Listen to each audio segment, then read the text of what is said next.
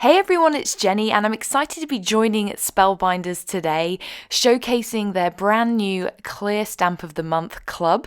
This is a new monthly club that features a clear stamp, and this is a look at the very first one. This is the November stamp and it's called Christmas Gem. It features some small sentiments that I'm showing you here and some scripty sentiments, all with a Christmas type theme or holidays theme, along with some branches, some mistletoe, some holly, and this large gemstone image that has some poinsettias scattered around the edges, along with some berries and branches. It's really pretty, super classy, and I'm going to show you two projects today in this video that you can create using this stamp set and a couple of other supplies. First off, I'm die cutting some pale grey cardstock and I'm using the Nestabilities Essentials rectangles frames. I'm just using the standard rectangle that comes in this Nestability set. It's the largest one, just to get a nice finish on the edge of my cardstock. And then I've taken the other piece of cardstock left over and created my card base with it. That die cut rectangle is just going to be slightly smaller than the card base and leave a border around the edge with some dimension you'll see when I create the card. Now I've put the panel of cardstock in my stamp positioning tool and I'm going to be stamping this large gem image down on top of it using embossing ink.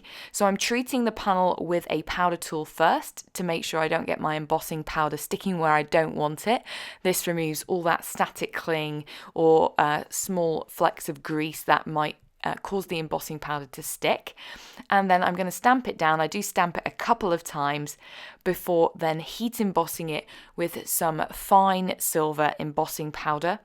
And then I'm going to catch that in a coffee filter, which allows me to funnel it back into the pot with very little wasted. And then with using my heat tool, I'm going to heat it up until it's melted. Now I'm going to be creating a shaker card, and for my shaker window I'm going to be trimming out that large portion. You can see from the stamp itself that actually does have a hole in the center, and it inspired me to create that hole in the center of my card panel. It's a little tricky. I'm using a craft knife and I also come in with some fine scissors just to trim a little bit around the leaves themselves. It looks trickier than it is though, and I do think that with a little bit of practice this isn't actually too tricky, and that way I've got a nice custom shaker window. I'm going to add some liquid glue on the back and then attach a scrap piece of acetate that's just large enough to cover that window, and I'm going to adhere it to the back. I do add an acrylic block over the top just to make sure that it's well stuck down and dries flat. And then I'm going to create my shaker well. I do this in a variety of ways. For this card I'm going to be using some thin foam strips that are quite high. They give some good dimension to enable larger sequins or shaker bits to be added into my shaker well and to shake around without getting stuck. So I'm going to add 2 layers of these thin foam strips around the outside. You could of course use foam tape. I've got some much thinner foam tape, so I would have had to add 2 or 3 layers, and for that reason I'm using these strips to give me that extra dimension. You do have to be careful though. Add foam tape or whatever you're using for your well around the rest of your card panel, as you can see I'm doing here, and just make sure that you have an even height across all of the adhesive that you're adding to the back of your panel. One tip I have for shaker cards is I recommend removing all that backing plastic from your foam tape before you add your shaker bits. In the past when I've not done that and I go to remove that backing plastic, it can shake the shaker bits out of that little pocket, and then you end up having to spend a while picking them off the back of your sticky foam tape. So I recommend taking it off first, and then nothing's going to knock your sequins or your shaker pieces. I'm adding in some silver confetti sequins in there, plus some iridescent blue and clear sort of sequins and some snowflakes just to add a little bit of a Christmassy feel to it. And then I'm going to back it with that last remaining piece of cardstock from my A4 panel of grey cardstock, so nothing's gone to waste. And then just to add a little bit of interest to the front, I'm coming in with some coloured pencils, and I'm going to add a little bit of shading to those flowers and poinsettias and leaves on the front that surround that Christmas gem. And then I'm also going to use a white gel pen to add some white highlights to the mistletoe berries around the edge. This is really simple, really straightforward colouring. You could do it obviously before you create your shaker. I did it as a little bit of an afterthought, but it just adds that little bit of interest to the card panel itself. Now for my sentiment, I'm using one of those teeny tiny ones. I'm going to heat emboss it in that silver embossing powder onto some black cardstock, trim it out, and then pop it up on a piece of foam tape to the front of my card panel. And that finishes my first card.